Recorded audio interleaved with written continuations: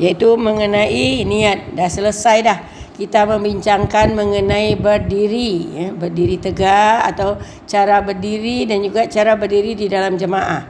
Berdiri sendiri, solat sendiri ataupun solat di dalam solat berjemaah, apa yang patut kita buat kalau dalam rukun yang pertama itu berdiri itu, berapa jarak kaki kita, dan kemudian bagaimana kalau solat berjemaah, bagaimana antara kita dengan orang yang di sebelah kita.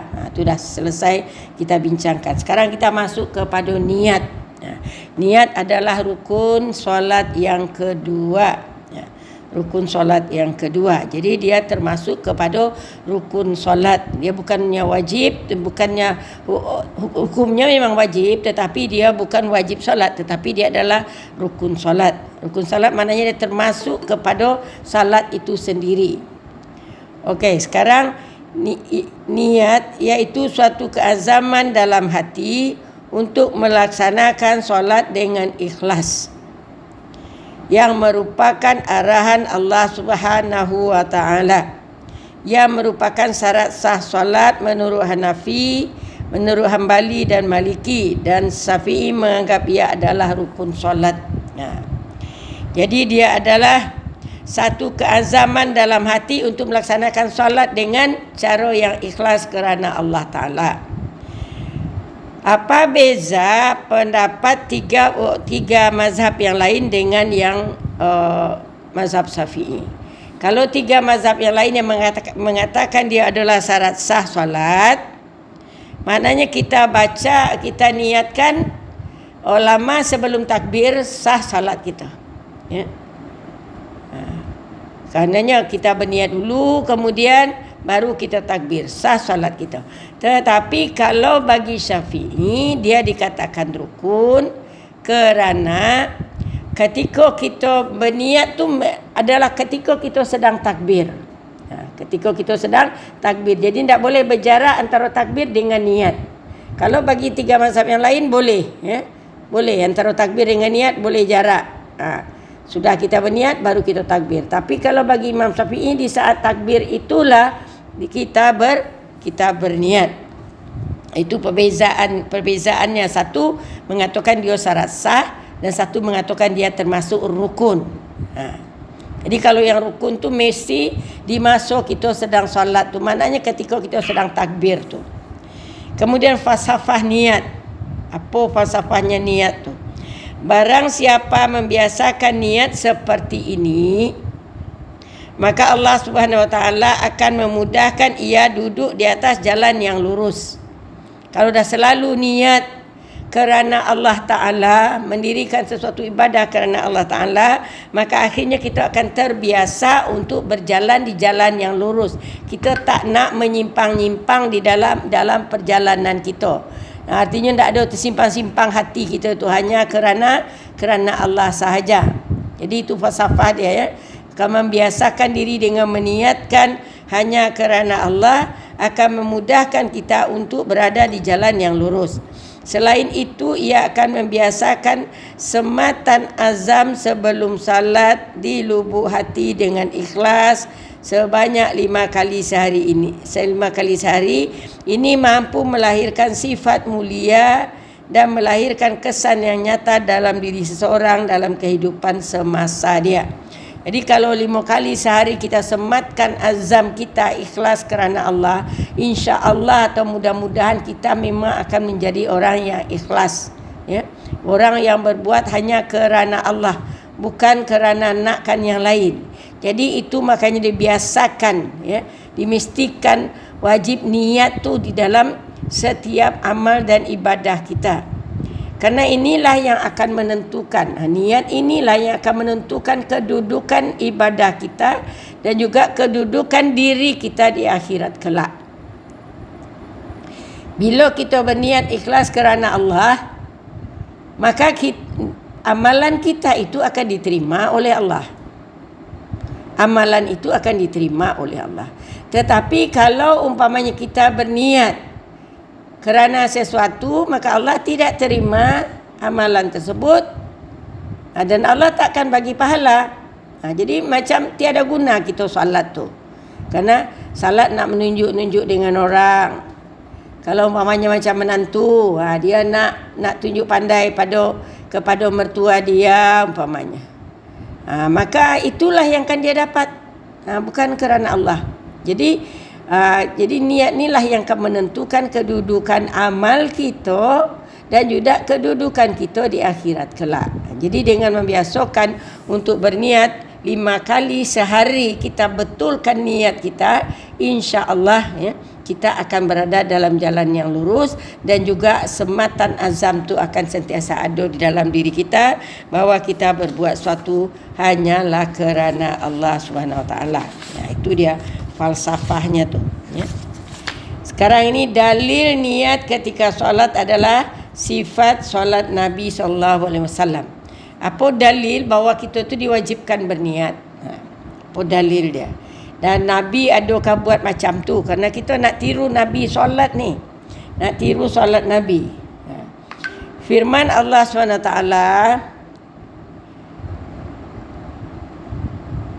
wa ma umiru illa liya'budullaha mukhlishina lahuddin hunafa'a wa yuqimus shalah wa yu'tuz zakah wa dzalika dinul qayyimah. Wa ma umiru, ini ayat Al-Quran surah Al-Bayyinah. Wa ma umiru, dan tiadalah mereka disuruh, tiadalah mereka disuruh illa kecuali liya'budullah, untuk menyembah Allah. Untuk menyembah Allah. Di mana kita menyembah Allah? Ketika solat lah. Ketika solat dia kita menyembah Allah. Yang lain-lain tu tak ada. Puasa kita tak menyembah Allah. Zakat kita tak menyembah Allah. Haji kita nak menyembah Allah. Yang menyembah Allah hanyalah ketika solat.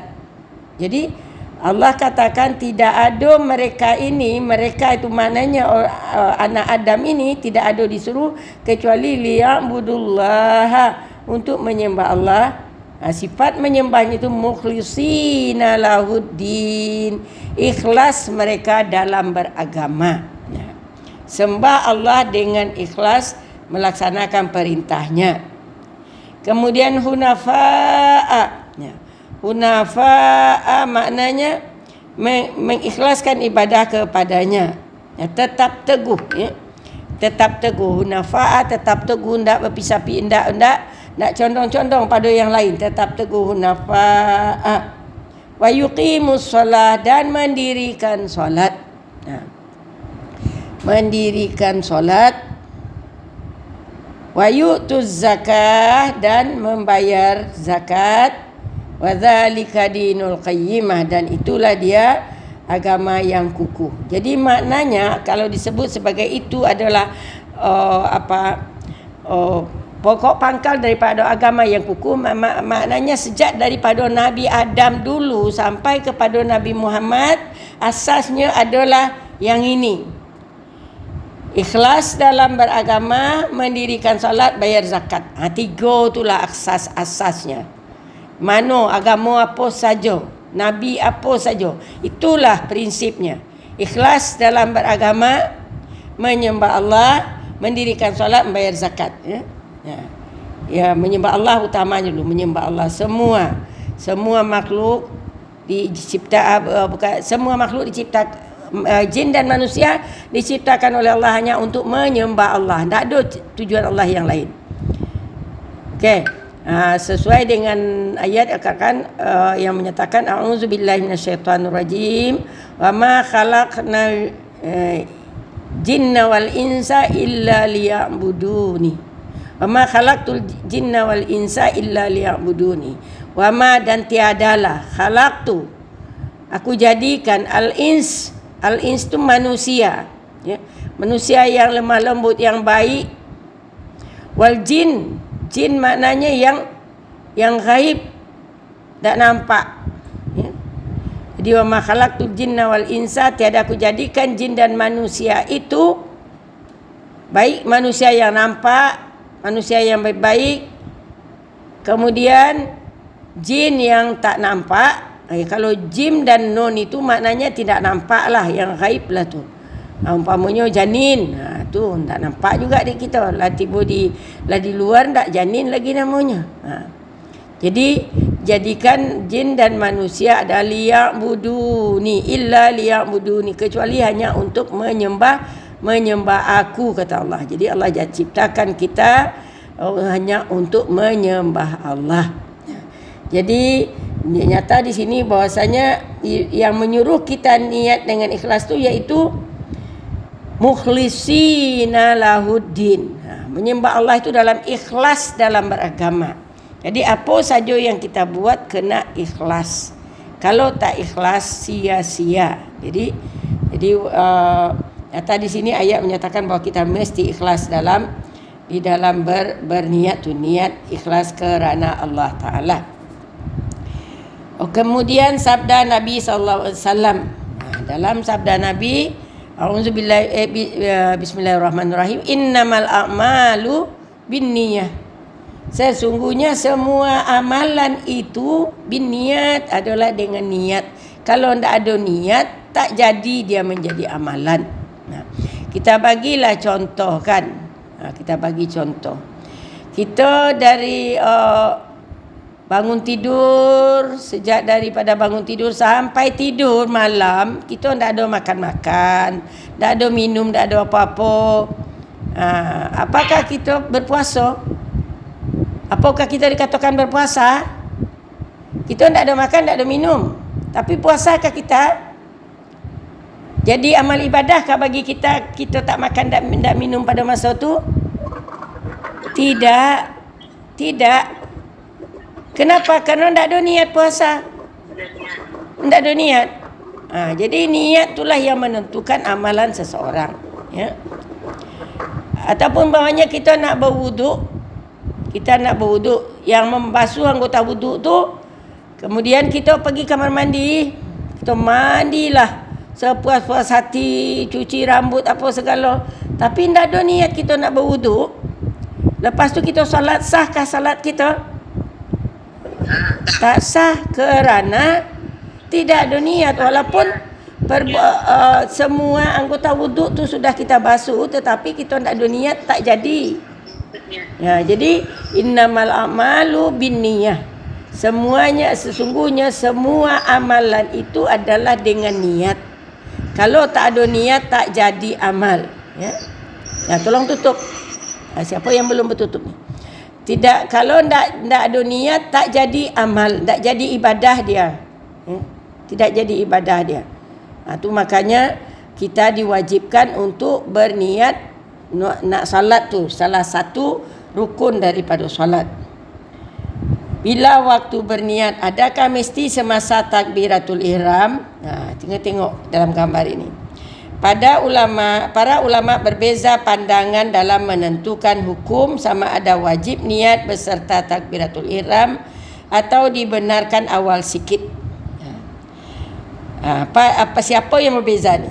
Maka Imam Abu Hanifah dan mazhab Hambali mengatakan harus niat terdahulu sedikit daripada takbiratul ihram. Tetapi mazhab Syafi'i dan Maliki mewajibkan niat agar serentak dengan takbiratul ihram. Jadi dua menyatakan boleh awal sikit. Kemudian sudah kita berniat baru kita takbir. Jadi itu dia katakan niat tu tidak termasuk pada rukun solat. Tapi kalau Imam Syafi'i dan dia katakan masuk Maliki di sini, dia ketika takbir tu Allahu Akbar tu baru tersemat niat tu di hati, kita nak solat apa. Jadi apakah yang niat tu? Niat tu bukannya usallinya tu, itu lafaz niat. Usalli fardal asri arba'a raka'atin lillahi ta'ala, itu lafaz niat. Nah niat ni nak solat, salat apa? Salat asar. Kalau umpamanya kita sedang takbir, kita nak baca usalli fardal asri arba'a raka'at lillahi ta'ala, kita sedang takbir tu nak membaca macam tu, macam mana dua kerja dalam satu masa tu? Jadi yang lafaz niat tu itu hukumnya sunat je, tetapi niat dalam hati itu yang perlu. tersemat ketika Allahu Akbar tu, teringat kita bahawa kita nak solat.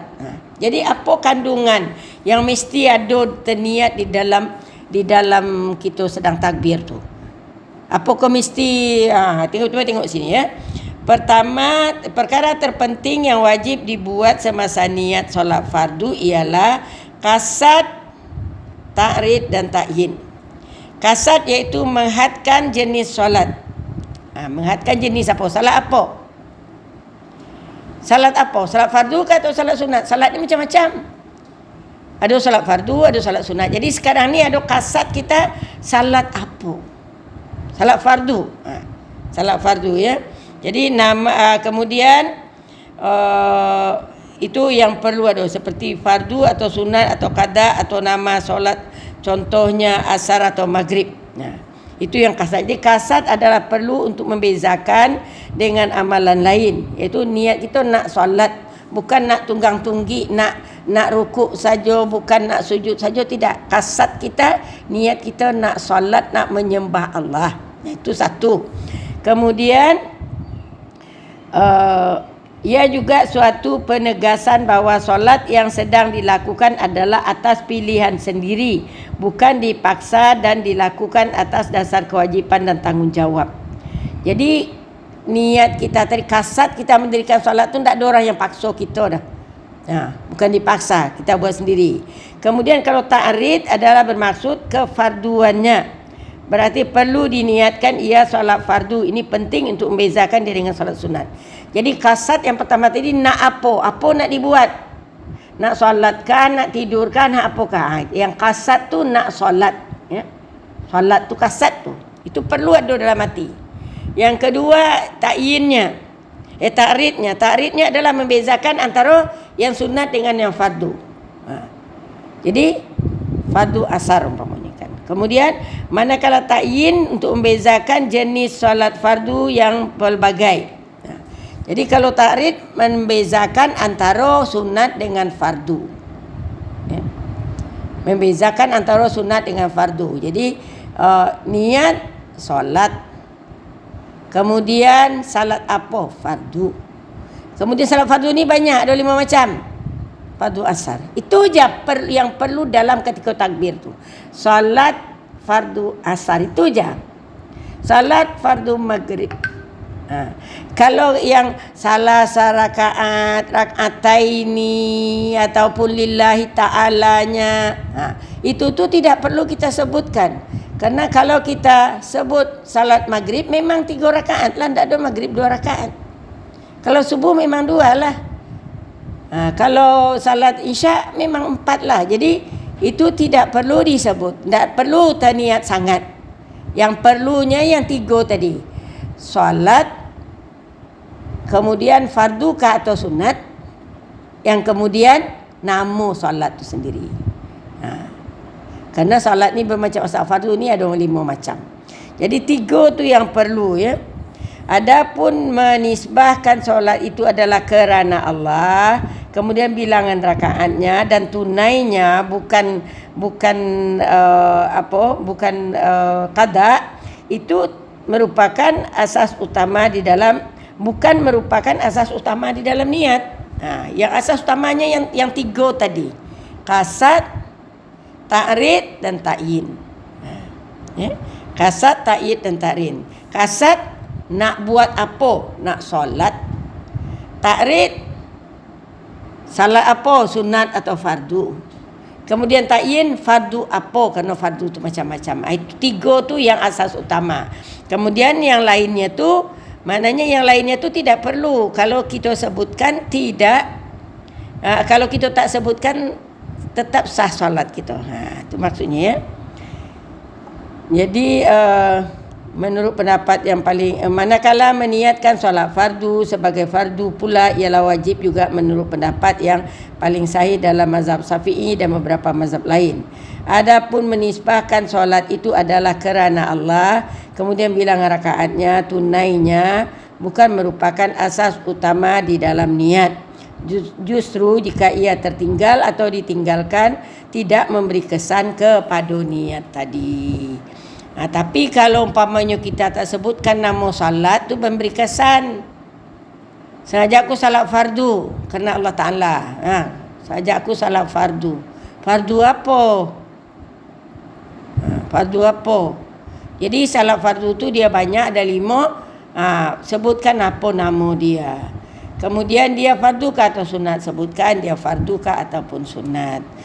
Dan kemudian satu lagi, niat nak solat. Kerana mungkin nak rukuk-rukuk saja, nak main-main saja, nak membezakan antara solat dengan aktiviti lain. Umpamanya ada gerakan untuk exercise, umpamanya macam gerakan solat tu kita buat tu, kalau niat kita nak tak solat, boleh tak jadi, tak sah lah.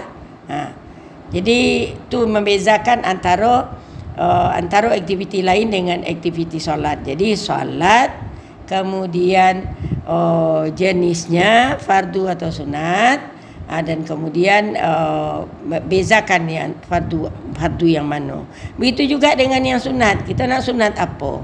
Qabliyah kah, ba'diyah kah, ataupun sunat tarawih kah, sunat witir kah. Hendak disebutkan bilangan rakaat tak menjadi masalah. Ataupun salat duha kah, salat tahajud kah, salat taubah kah, itu dibezakan namun. Jadi solat kemudian nama dia, itu je yang penting, ya. Jadi tak perlu kita nak mengulang-ulang untuk apa? Orang takbir kan, kita kadang-kadang tengok Allah, nak menyangkutkan satu niat dengan niat yang lain tu. Niat dengan takbir tu. Akhirnya kita tak perlu kita susah-susah macam tu. Dah terniat jadi hati kita sudah. Ya. Jadi perlu 3 tu. Solat, kemudian fardu ke ataupun sunat, kemudian apa nama dia, itu je yang penting. Tak perlu kita nak hafal 5 niat secara sempurna. Lebih lagi yang payah menghafal niat itu nak solat jamak. Walah, tak jadi kita solat jamak jadinya, ya. Panjang tu niat solat jamak tu kalau kita lafazkan. Okey, jadi itu dia. Dan kemudian bagaimanapun jika solat sebagai imam, kalau solat berjamaah sebagai imam ataupun sebagai makmum, imam atau makmum, salat kasar, salat jamak dan sebagainya perlu diniatkan sekali bersama-sama dengan unsur utama di atas. Kalau makmum tu memang kena niatkan kita ikut imam. Kalau tidak kita niatkan, tak dapatlah kita pahala jamaah. Kalau dia sebagai imam, kena dia niat menjadi imam. Kemudian jamak memang dia kena niatkan jamak. Kasar kena niatkan kasar. Karena kalau kasar tu dia berbeza dengan solat biasa, solat yang fardu biasa. Patutnya 4 jadi 2. Jadi kalau kita tidak sebutkan kasar dia, kita buat 2, salahlah jadinya. Begitu juga jamak. Patutnya belum masuk lagi waktu asar, tapi kita dah solat asar di waktu zuhur. Kalau kita tak sebutkan jamaknya tu, memang tak sahlah solat kita tadi. Jadi yang jelas kita salat apa, fardu apa, dan kemudian imam kah, makmum kah, jamak kah, kasar kah, itunya perlu, ya. Adakah perlu niat jika qada solat? Kalau solat tu solat qada, yang untuk mengqadakan yang lalu-lalu ni, bukan kerana kita terlambat bangun atau terlambat solat, kita qadakan solat yang sebelum tu, bukan itu maksudnya. Ini kalau solat yang lama-lama. Sebagian ulama mengatakan tidak perlu kerana berpegang kepada beberapa hadis, di antaranya man nasiya salatan fa waqtuha idza dzakaraha. Ini kalau dia terlambat solat ni. Tapi kalau yang mapukan yang lalu tu, tak tahu macam mana. Ni kalau umpamanya kita solat subuh patutnya jam 6 kurang 10 minit. Subuh 6 kurang 10 minit. Tahu-tahu jam 7 baru kita terbangun. Perlukah kita cakapkan qada? Ada yang mengatakan perlu, kata dia, kerana Yang pertama ulama mengatakan tidak perlu katanya kerana berpegang kepada beberapa hadis Rasulullah yang mengatakan man siapa sahaja. Man tu siapa sahaja. Nasiya lupa, terlupa solatan akan satu solat, fawaktuha maka waktu salatnya itu adalah bila dia mengingatnya. Siapa yang terlupa solat asar umpamanya, dia terlupa, tahu dah banyak-banyak kerja sampai maghrib, saya belum solat asar lagi, kan jadi dia qadakan solatnya tadi, maka waktu asarnya itu adalah ketika dia teringat tu. Tak perlu dia ingat, tak perlu dia sebut qada katanya. Namun begitu hadis ini dinilai lemah oleh ramai ulama hadis, di antaranya oleh Imam Bukhari, Baihaqi sendiri dan Haitami. Dia mengatakan hadis ini hadis lemah. Maknanya, namun terdapat dalil lain yang menunjukkan status qada tidak perlu diniatkan, seperti mana Rasulullah pernah terlewat salat 4 waktu sekaligus. Ada 4 waktu Rasul salat sekaligus. Apa peristiwanya tu?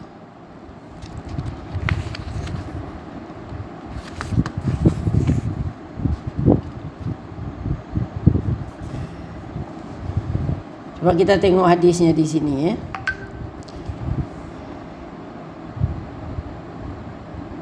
Mengacau je ni.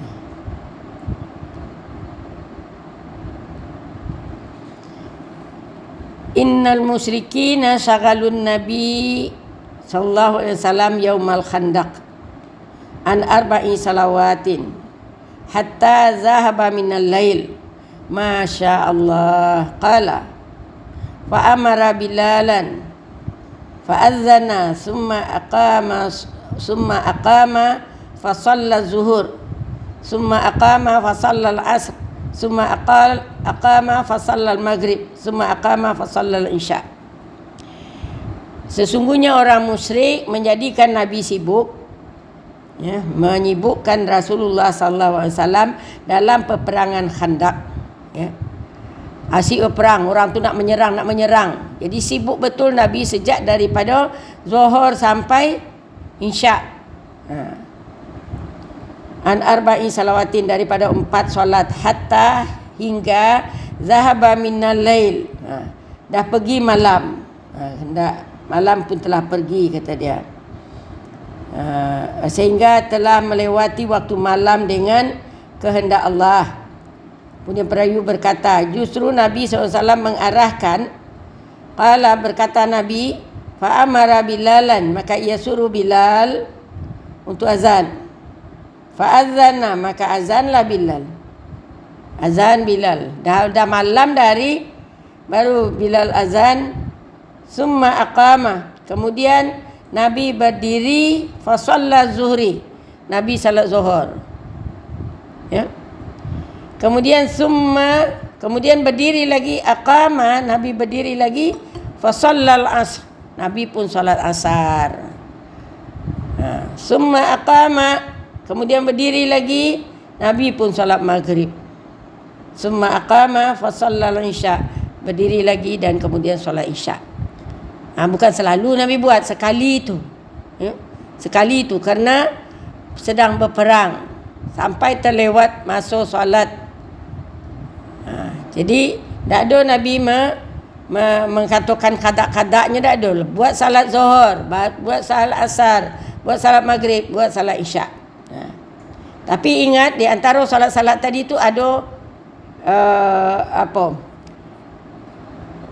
berdiri je, berdiri, tak ada disebutnya, tak ada ikamatnya dah. Ikamat, ikamah ya. Jadi antara solat tu ada ikamatnya. Summa aqama, kemudian dia ikamat, kemudian salat zuhur. Jadi sudah azan Bilal, azannya sekali je. Kemudian aqama, Nabi pun ikamat, kamat lah kalau kita. Kemudian Nabi solat zuhur. Kemudian Nabi berdiri dan qamat balik untuk solat asar. Nabi berdiri, qamat balik, solat maghrib. Begitulah sampai solat Isyak. Jadi kalau umpamanya kita solat jamak, solat jamak takdim kah, jamak takhir kah, sudah kita salam, kita naik, kita tak payah berwirid-wirid, tak payah baca-baca Al-Fatihah, baca-baca ayat lain-lain. Kemudian kita berdiri, lepas kita berdiri tadi kita ikamat. Sudah ikamat baru kita buat solat yang seterusnya. Jadi antara itu yang boleh ikamat je, tak boleh cakap yang lain. Jika seseorang itu menunaikan solat qada, mazhab Syafi'i tidak mensyaratkannya untuk diniatkan sebagai qada. Jadi tak ada syaratnya. Tak ada Imam Syafi'i mengatakan niat sebagai qada. Demikian salah satu pendapat dalam mazhab Hambali juga. Jadi tak perlu disebut qadanya katanya. Kalau dia solat qada, tak perlu buat je salat zuhur. Tapi salat zuhur dah berapa kali dah kan. Di waktu niat, bila kita nak berniat. Ulama berbeza ijtihad dalam menentukan waktu terbaik niat solat. Bila waktu terbaik untuk niat solat? Imam Syafi'i menyatakan, wa iza ahrama imaman aw wahdahu nawa salatahu fi halit takbir la qablahu wa la ba'dah. Maksudnya apabila seorang itu bertakbiratul ihram sebagai imam kah ataupun dia sendirian, imaman aw wahdah atau sendirian, kemudian nawa dia niat, dia perlu niatkan solatnya tadi. Nawa solat tahu dia niatkan solatnya fi halit takbir, pada ketika dia sedang bertakbir tadi. Ketika dia bertakbir tadi, dia lafazkan Allahu Akbar, di dalam hatinya niat solat. Allahu Akbar dalam lafaznya, dalam hatinya niat solat apa. Jadi ketika itu Allah ada niat, ya. Kemudian la qablahu, bukan sebelum takbir tu, bukan sebelum takbir, wala ba'dahu, dan bukan selepas takbir pula. Bukan sebelum takbir dan bukan selepas takbir. Tapi ketika Allahu Akbar tu niatkan. Ingat yang perlu diniatkan tu apa benda, tak perlu lafaznya, ya. Terniat nak salat fardu apa, itu je. Bolehkah tu? Boleh tak kita buat? Ya. Jadi nak diniatkan nak salat fardu apa itu je, terniat dalam hati je, tak perlu usolli fardu. Jangan tak payah sebut-sebut macam tu. Kalau sebut macam tu terkacau takbir kita. Ni takbir tak terkacau, ya. Allah, tu terniat dalam hati Allah. Tak boleh. Tak boleh, tak perlu diulang-ulang Allahu Akbar supaya tersangkut niat dengan lafaz niat tu dengan takbir tu. Macam mana kita nak nyangkutkannya? Tak selesai lagi lafaznya panjang, takbir tu berapa harkat, ya Allah tu berapa harkat saja. Jadi kata Imam Syafi'i, di saat takbir itulah kita berniat, bukan sebelumnya dan bukan selepasnya. Tapi yang perlu diniat tu tadi tu kasat, kemudian ta'rid dan ta'yin.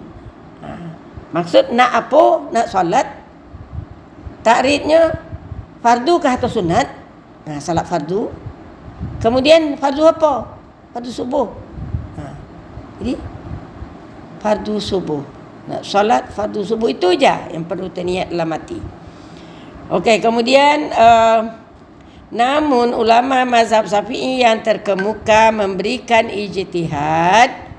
Ada pula ijtihad daripada ulama-ulama yang lain, tapi dari mazhab Syafi'i juga, tapi bukan Syafi'inya, tapi ulama yang di dalam mazhab Syafi'i memberikan ijtihad baru, iaitu cukup sekedar satu juzuk dan niat sebagai dihurai oleh Imam Juwaihi Al-Ghazali di dalam kitabnya Al-Basit, dan diikuti pula oleh Ibnu Hajar Al-Haytami di dalam Nihayatul Minhaj dengan katanya, waqtar al-mutaakhirun al-iktifa bil muqaranah al-urfiyah ba'da istihdaril urfiyyi bi anna yastahdiru as-salata ijmalan.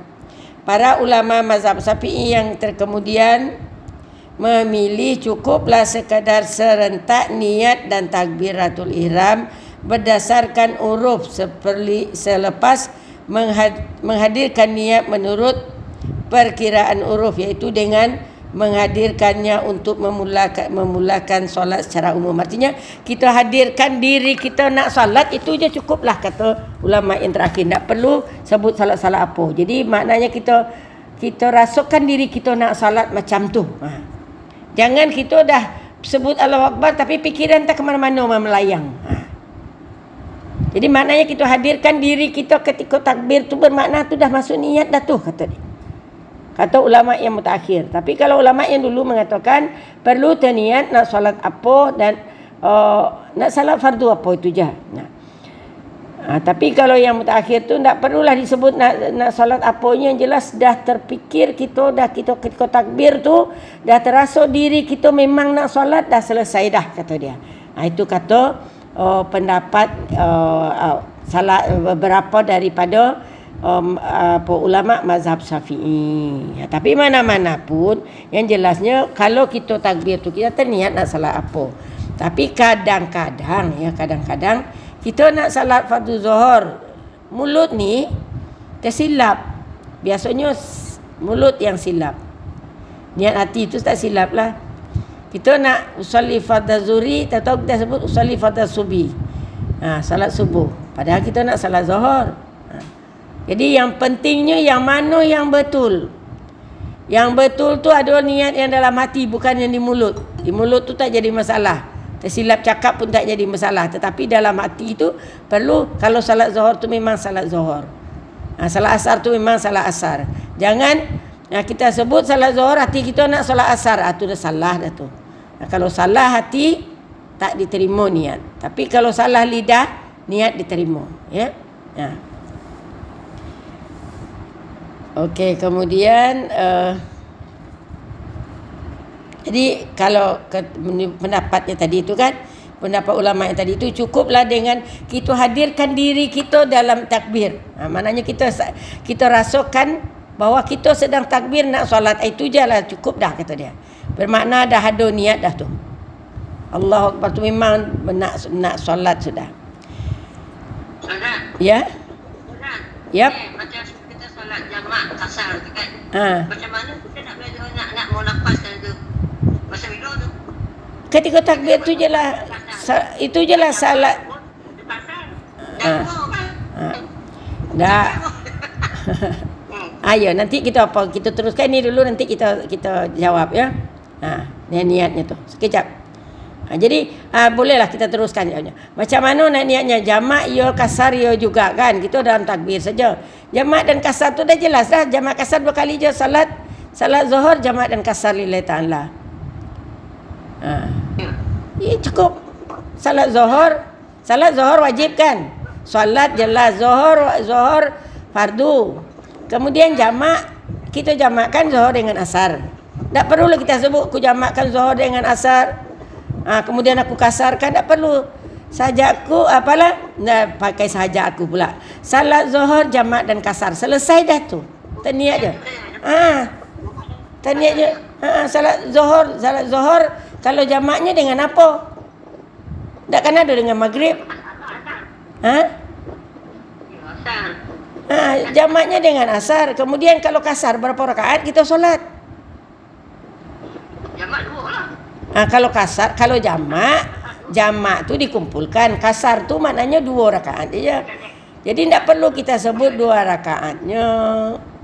Tidak perlu pula kita sebut jamakkan dengan asarnya. Dijamakkan kepada maghribnya. Tak ada perlu disebut itu. Itu kadang-kadang menjadikan orang tak mau dia salat jamak, tak mau dia salat jamak dan salat kasar kerana tak pandai nak meniatkan ni. Iya kan? Tak pandai dalam meniatkan. Tak payah sebut. Jadi Allah. Jadi kita kena betul ya. Kalau kita kalau yang jamak takdim, kalau kita dah salat zuhur di waktu salat asar di waktu zuhur, maknanya jamak takdim lah tu. Jadi tak perlu jamak. Jadi niat kita ni yang di dalam hati kita. Kalau kita nak lafazkan, ini yang kesalahan kita dari dulu menghafal niat. Saya sampai sekarang hafal lah niat tu. Tetapi alangkah panjangnya lagi nak membaca dia kan. Majmu'an ilaihil asri arba'an rakaat lah. Memang susah nak menghafalnya. Apa lagi ibu-ibu, saya belajar bahasa Arab, faham saya yang saya hafalkan. Tapi ibu-ibu yang tak faham macam mana nak menghafal itu.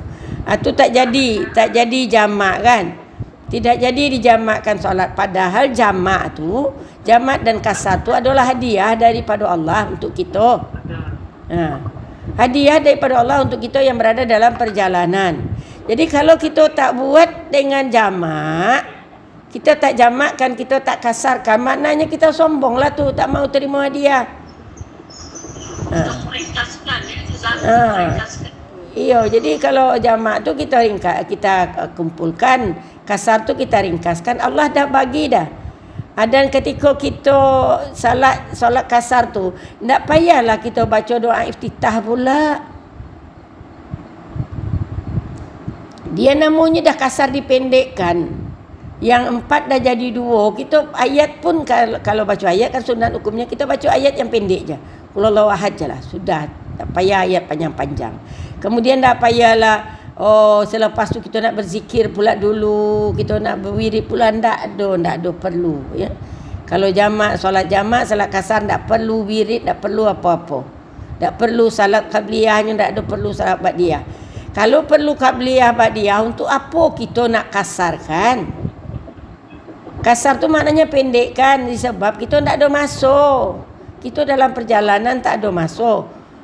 Kita dalam sempit. Jadi Allah bagi kita hadiah, boleh pendekkan solat. Boleh kumpulkan salat. Iqamah perlu untuk mapokannya antaranya tu. Kan tadi itu Nabi buat kan? Nabi buat kan iqamah kan? Iqamah perlu. Jadi selepas salat zuhur, umpamanya kita buat jamak takdim, selepas salat zuhur kemudian dah salam, kita berdiri. Paling astagfirullahalazim itu je 1 atau 3 kali. Kemudian berdiri, lepas berdiri maka kita iqamat, kemudian kita niatkan solat asar pun. Niat dalam niat tu saja aku ada saja akunya dah. Solat asar jamak takhir, jamak takdim. Salat asar jamak takdim kerana Allah. Itu je. Terniat je salat asar jamak jamak takdim kerana dia bukan di masuknya. Jadi jamak dan kasar. Kalau jamak dan kasar, ingat kalau kita niat jamak dan kasar, solatnya 2 rakaat je. Ya, 2 rakaat. Tapi kalau jamak sahaja, salatnya 4 ya. Itu jamak tamam namanya tu. Ya, 4. Tapi kalau jamak kasar 2 saja. Jadi tak perlu lafaznya, ya. Kalau kita musafir, tempat kita lama kan, mana afdal kita kasar ataupun terjamak saja 4. Kalau kita dah di rumah tu jamak sajalah, tak payah kasar tu kerana kita dalam perjalanan. Lama dah orang tu kan. Ya lama. Tapi kalau umpamanya kalau minta kita di tempat anak kita lama umpamanya kan, itu tu bolehlah kita jamak saja. Janganlah kasar pula. Tapi kalau mau dalam perjalanan memang masuk yang sikit, kita pun buat jamak dan kasar. Mana afdal yang kita kasarkan? Kalau dalam perjalanan jamak dan kasar tu afdal. Kalau duduk malam tu macam kata 3 hari. 3 hari jamak sajalah, jamak saja. Sama-sama. Okey.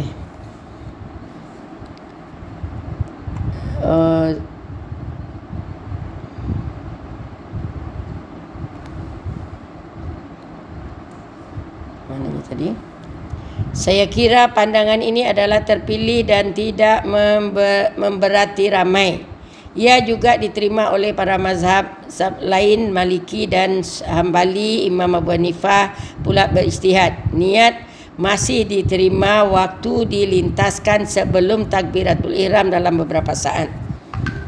Itu dibolehkan juga beberapa saat sebelum takbiratul ihram. Tak lepas berniat kemudian kita bercerita dulu baru kita takbir, tu tak dibolehkan, ya.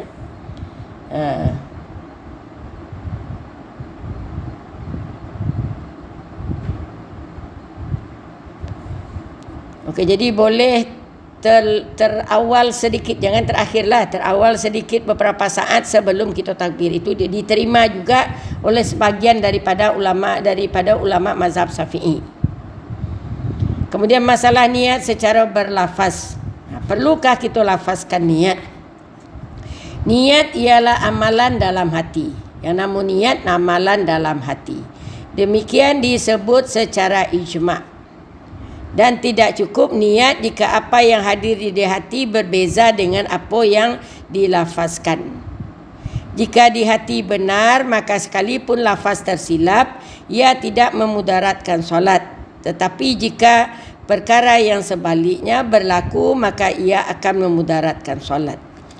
Jadi sebenarnya lafaz niat tu tidak perlu ya. Tapi kadang-kadang kita nak meyakinkan diri kita lafazkan niat ni. Tapi yang dikatakan niat tu bukan lafaznya tu. Yang niat tu yang di dalam hati.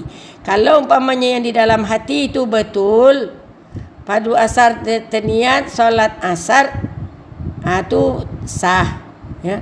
Tapi kalau kita tersebut usalli fardhu zuhri, padahal kita nak solat asar, tapi disebut fardhu zuhri, maka kalau di hati betul sah. Tetapi kalau sebaliknya, kita nak salat asar, kita sebutkan fardu asar tapi niat di hati salat zuhur, maka tidak sahlah solat kita. Jadi yang perlunya yang di dalam hati, ya. Berkata ulama mazhab Syafi'i, berlafaz niat tidak mengapa. Tak mengapa, tak apa nak lafazkankah. Bahkan ia disunatkan bertujuan untuk membantu hadirnya hati, dan sekiranya ditinggalkan lafaz maka solat adalah sah. Jadi apa gunanya kita lafazkan niat tadi? Supaya hati kita hadir bahawa kita nak solat. Kalau ndak, macam ndak ada je, berdiri je kemudian Allahu Akbar, ndak ada terasa bagi kita nak solat tu. Kalau kata mazhab Syafi'i, supaya terasa bahawa kita nak solat tu, maka boleh kita lafazkan niat tadi tu. Sunat kata mazhab Syafi'i, disunatkan kata dia untuk membantu hadirnya diri kita di dalam solat. Karena kadang-kadang badan dah berdiri nak solat, fikiran melayang-layang ke mana-mana. Jadi tidak ada hadir. Hati kita tu tidak hadir nak bercakap dengan Allah, nak berjumpa dengan Allah. Badan je yang berjumpa tapi hati tak. Jadi dengan adanya lafaz niat tadi, menjadikan hati kita pun akan termasuk, akan hadir di dalam kita nak solat tadi. Itu mengikut mazhab Syafi'i. Tetapi kalau umpamanya kita tak sebut pun tidak memudaratkan solat. Kita sebut adalah boleh membantu menghadirkan hati, tapi kalau tak sebut pun tak batal solat, ya. Jadi maknanya dia tak mempengaruhi. Mereka juga mengatakan kerana ia adalah lebih mudah untuk terhindar daripada was-was. Namun ia bukan niat, ia dilakukan sebelum sedikit niat yang sebenarnya di dalam hati. Jadi membantu was-was, tak ragu-ragu kita nak solat apa kita. Dah berdiri kita, dalam beberapa saat kita niat, teringat kita nak solat apa, kita lafazkan. Jadi supaya teguhlah niat tu di dalam hati kita, ya. Dapat membantu kita dan hilang was-was, menghilangkan was-was kita. Kemudian Imam An-Nawawi pula menegaskan bahawa niat yang diambil kira adalah dengan hati. Bukan yang dilafazkan tadi, tapi yang dengan hati. Serta tidak mencukupi hanya melafazkan di lidah saja tanpa hadir hati. Dan bagi kami ada satu pandangan yang ganjil jika ada yang mengisyaratkan dilafazkan dengan lidah tapi hatinya tak hadir di sana. Itu salah lah tu. Lafazkan dengan lidah nak solat, fikiran tak kemana-mana melayang-layang. Tu tak mau. Jadi kalau solat tu memang hadirkan diri dan hadirkan hati di dalam solat. Benar sememangnya tiada sebarang dalil sahih. Tak ada dalil yang sahih yang menyatakan bahawa Nabi pernah melafazkan niat di permulaan salat. Nabi tak pernah lafazkan niat tu di permulaan solat tu.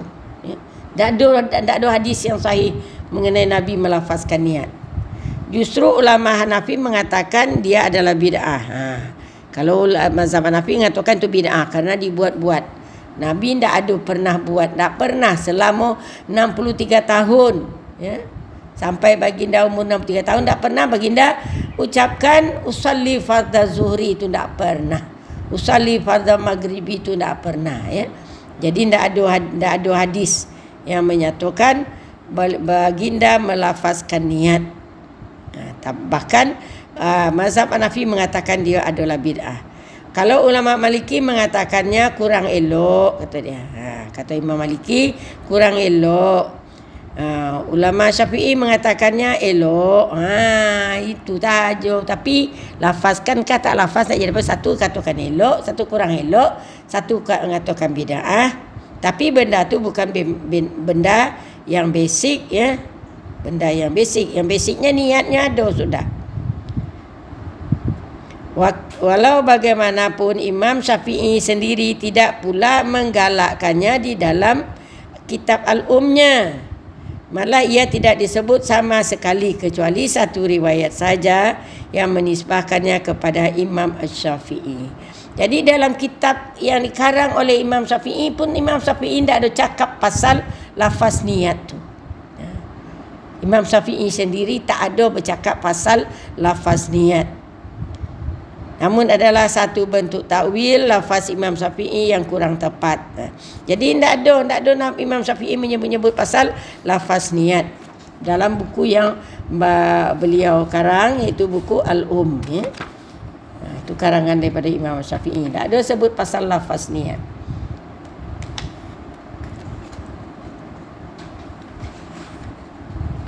Jadi tidak dilafazkan niat tu tak apa, ya. Jangan penat kita menghafal apa tu lah, tak dapat hafal, tak dapatlah solat ni kerana niat tak dapat. Jangan sampai macam tu. Yang solat tu, yang niatnya nak solat apa, itu yang perlu. Yang perbuatan takbir apanya, itulah yang solat. Niatnya tu nak solat apa, fardu kah, sunat kah, itu je, ya. Lafaznya tu susahlah nak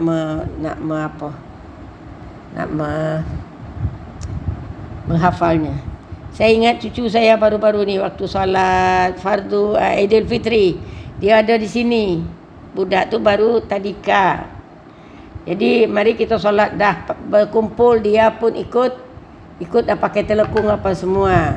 Jadi saya ajarkanlah solat sunat Aidil Fitri itu, usolli sunatal Aidil Fitri rakataini lillahi ta'ala. Tidak nenek, bukan macam itu.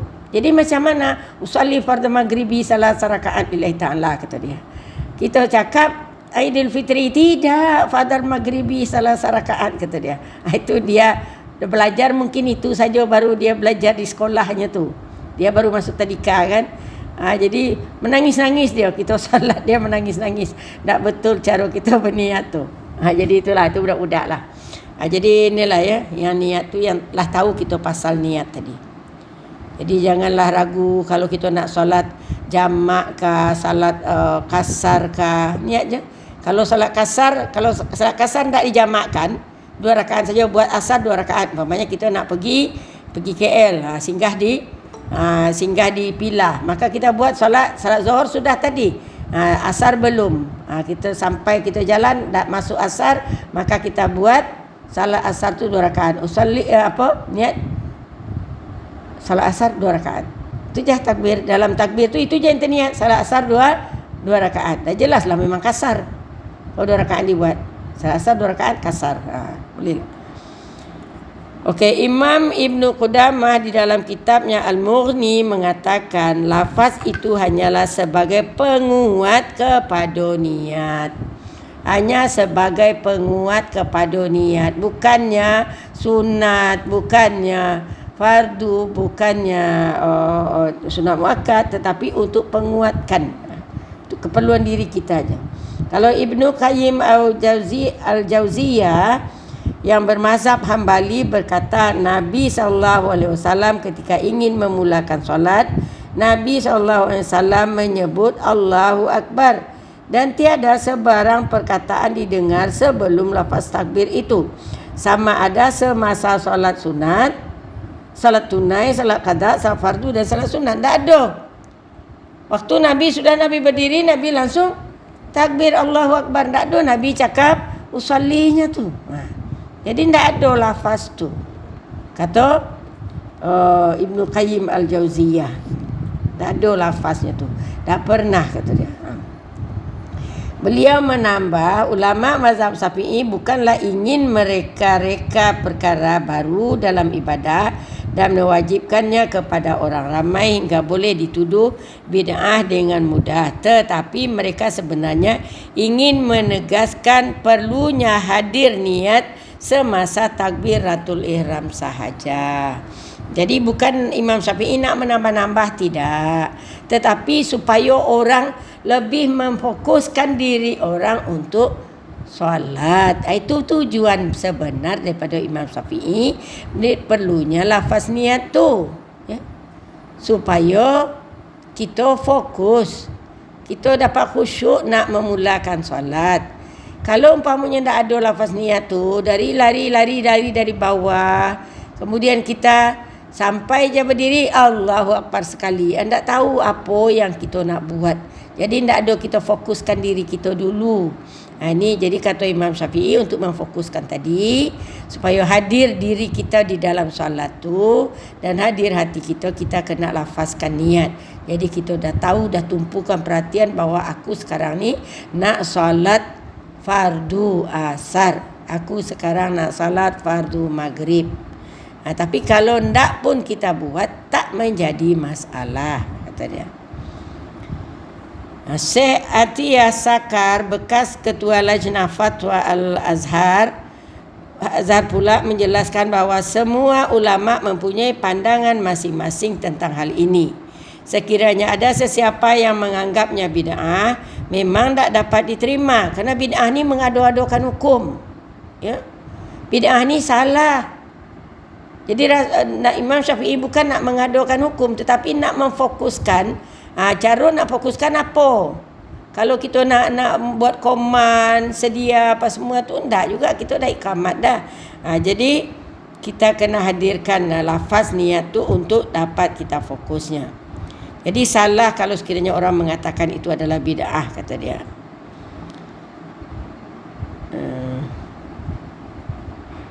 Memang tidak dapat diterima kerana telah disebut oleh para ulama yang mulia bahawa hukumnya akan berubah mengikut tahap keseriusan was-was yang bersolat, dengan ingatan bahawa lafaz niat tidaklah memudaratkan kerana di luar solat, malah mungkin mampu memberi manfaat. Jadi dia bukan bid'ah, dia di luar solat, bukan ketika dalam solat, ya. Bukan ketika dalam salat kita cakap usallinya tu, tapi di luar salat belum mulai lagi solat. Jadi kita tak ada tambah-tambah. Imam Syafi'i tak ada menambah-nambah hukum di dalam salat tu.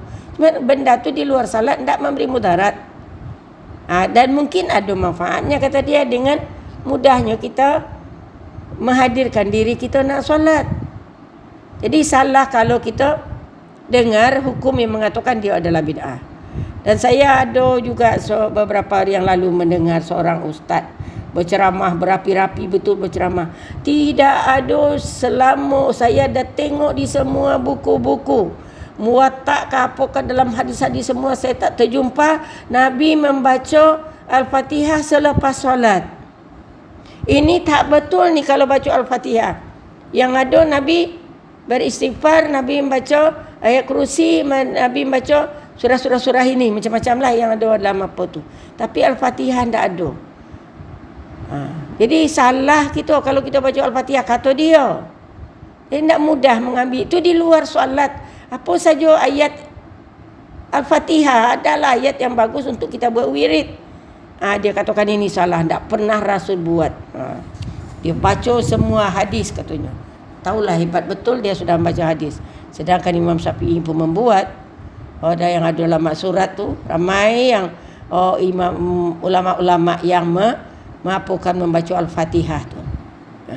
Kemudian ada pula lagi yang mengatakan kalau kita nak memulakan satu majlis, tak pernah Rasul memulakan majlis dengan ucapan Al-Fatihah dulu.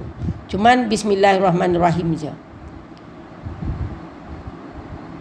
Itu bukan ibadah khusus. Kalau ibadah khusus memang kita tidak boleh ubah-ubah, tetapi ibadah ni ibadah umum. Ya. Okey, jadi kemudian hukumnya akan berubah mengikut tahap keseriusan was-was orang bersolat. Kalau dia susah nak fokuskan, dia kena baca niat tu. Kalau umpamanya dia tak perlu, dia tak baca pun tak jadi masalah. Dengan ingatan bahawa lafaz niat tidaklah memberi mudarat kerana ia di luar solat. Malah mungkin mampu memberi manfaat.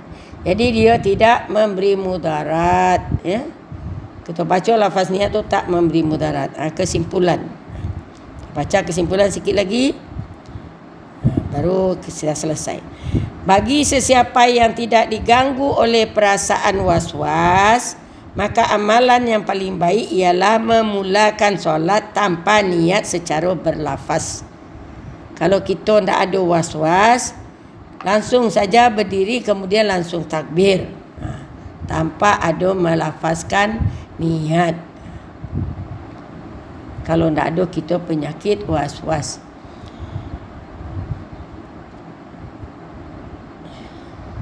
Kerana apa sebabnya maka tidak diperlukan kita melafaz niat, kerana tiada sebarang dalil yang menyebut demikian.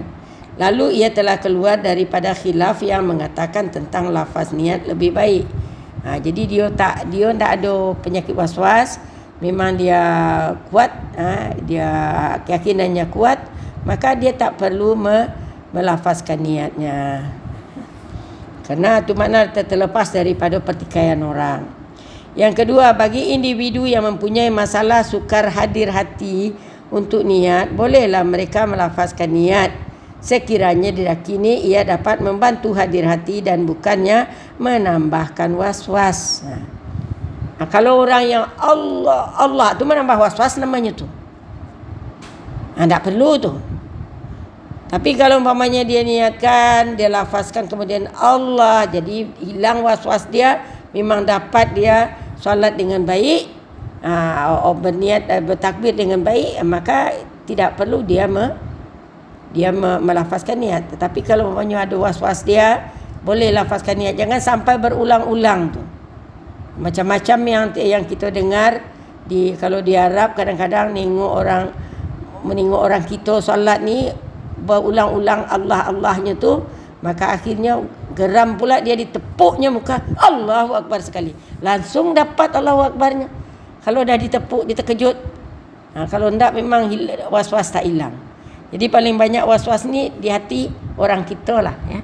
Orang kita aja yang salah macam tu, orang lain tak ada. Jadi lah dua kita dapat kesimpulannya. Yang satu, kalau umpamanya tak ada was-was, langsung saja takbir. Berdiri, fokuskan, kemudian takbir. Yang kedua, kalau ada rasa was-was, yang boleh menjadikan hati kita lebih mantap, hilang was-was kita, bacalah. Dan yang ketiga, bagi mereka yang mengamalkan lafaz niat, janganlah berselap sangka bahawa ia adalah kewajipan. Jangan katakan kalau tak dibaca lafaz niat tu solat kita tak sah. Jangan sampai katakan macam tu. Adapun tentang anggapan bahawa amalan ini sebagai bid'ah, maka penulis bersama Syekh Atiyah Sakar tidak bersetuju dengan menganggapnya bid'ah, kerana ia adalah satu perbuatan sebelum bermulanya solat. Jadi tidak boleh menganggap dia wajib, tidak boleh menganggapnya sunat, tidak boleh menganggapnya bid'ah. Kenapa tak boleh dianggap bid'ah? Kerana di luar solat. Ya? Kerana dia di luar solat. Bid'ah ialah mencipta ibadah yang terkeji. Maka dalam hal lafaz niat ini ia dilakukan sebelum solat bermula. Namun ia boleh menjadi kesalahan atau menjadi bid'ah jika terdapat individu yang mengatakan wajib ataupun mesti kita berlafaz. Kalau tak, batal salat kalau kita tak lafazkan niat. Kalau kita cakap macam tu, maka itu menjadi bid'ah. Ya? Kalau kita katakan orang yang tak dia lafazkan niat dia, maka solatnya jadi batal. Itu namanya bid'ah. Ya, itu namanya bid'ah. Kemudian kalau kita lafazkan niat bertambah pahala kita, itu pun juga bid'ah. Itu juga bid'ah kerana dia tak ada sunatnya. Tapi boleh je. Boleh atau tidak itu je. Jadi tak ada bertambah pahala kita walaupun kita lafazkan 10 kali kita lafazkan sebelum kita solat, tak ada bertambah pahala kita. Kita tak lafazkan pun tak menjadi masalah. Tapi kalau kita katakan kalau kita tak sebut niat tadi, tak lafazkan, salat kita akan batal, maka itu namanya bid'ah. Kita berdosa. Kita berdosa tu. Dosa besar tu kerana kita membuat hukum, membuat rukun di dalam solat. Itu dia mengenai masalah niat tadi. Jadi yakinilah bahawa niat untuk takbir, ketika takbir tu yang pendek tu je. Ya? Apa yang perlu tu? 3 tu je. Yang pertama kasat, nak apa? Nak solat. Yang kedua takrid, salat apa? Salat fardu. Kemudian fardu apa? Fardu subuh. Dah 3 dah tu, sudah selesai. Itu je yang kita niatkan ketika kita sedang ketiga takbir tu. Jadi tak perlu kita Allahu Akbar. Kerana yang panjang-panjang tu adalah untuk mengingat solat apa kita nak buat, berapa rakaat, kerana siapa. Itu yang dipanjangkan tu. Ya. Kan? Tapi kalau umpamanya kita dia kan 2 harakat. Allahu Akbar. Kan 2 harakat sahaja. Jadi bolehlah sambil baca Allahu Akbar tu. Tapi boleh lebih daripada 2 harakat lah. Tapi yang menurut apa hukum tajwidnya, di 2 harakat saja tu Allahu Akbar. Walaupun Allahu Akbar dah selesai dah niat kita salat asar tadi. Tak perlu sebutkan 4 rakaat. Terlupa cakap 4 rakaat. Terlupa cakap kerana Allah Ta'ala. Tak perlu dicakapkan. Allah tahu dah hati kita tadi. Kalau kita sebut lillahi ta'ala tapi nak menunjuk-nunjuk ke orang, Allah pun tahu. Walaupun kita cakap lillahi ta'ala, pamannya lah kan, biasanya kita nak sedekahkan apakan dengan orang, ini lillahi ta'ala ni, ambillah saya ikhlas ni. Allah tahu kita ikhlas ataupun tidak. Mulut kerja yang ikhlas, mulut saja ikhlas, hati pun tak ikhlas, ataupun hati nak supaya orang ni salut dengan kita, supaya orang ni macam ini, Allah tahu tu semua. Jadi kita niat ikhlas tu tak perlu disebut, lillahi ta'ala tu tak perlu disebut, dan kemudian niatkanlah semua kerja itu adalah kerana Allah Ta'ala, tapi tak perlu disebut dengan lafaznya, utamanya dalam solat tadi ya. Ingat itu dia mengenai niat tadi. Dan untuk kita ketahui balik, kita ingatkan balik bahwasanya solat jamak dan solat kasar adalah hadiah daripada Allah kepada umatnya yang sedang berada dalam perjalanan. Dalam perjalanan, dan juga kalau namanya dia musafir lah. Selagi dia bernama musafir, nanti kita akan belajar juga berapa lama musafirnya tu. Berapa lama kita boleh membuat solat jamak tu. Jadi jangan sampai lah nak pandai, saya nak pandai berniat untuk solat jamak kasar ni. Jadi kita buatlah secara tunai je lah. Jangan macam tu ya. Kerana Allah dah bagi kita keringanan, kita kena ambil bonus yang dibagi oleh Allah tadi. Okey, sampai di sini dan kita tutup dulu. A'udzubillahi minasyaitonirrajim. Bismillahirrahmanirrahim. Alhamdulillahirabbil alamin. Wassalatu wassalamu ala asyrafil anbiya wal mursalin wa ala alihi wasahbihi ajmain. Allahumma ja'al jam'ana hadza jam'an marhuma wa tafarruqana min ba'dihi tafarruqan ma'suma. Allahumma alif baina qulubina kama allafta baina qulubil ansar wal muhajirin. Allahumma hadina bi hidayatil Qur'an wa akrimna bi karafati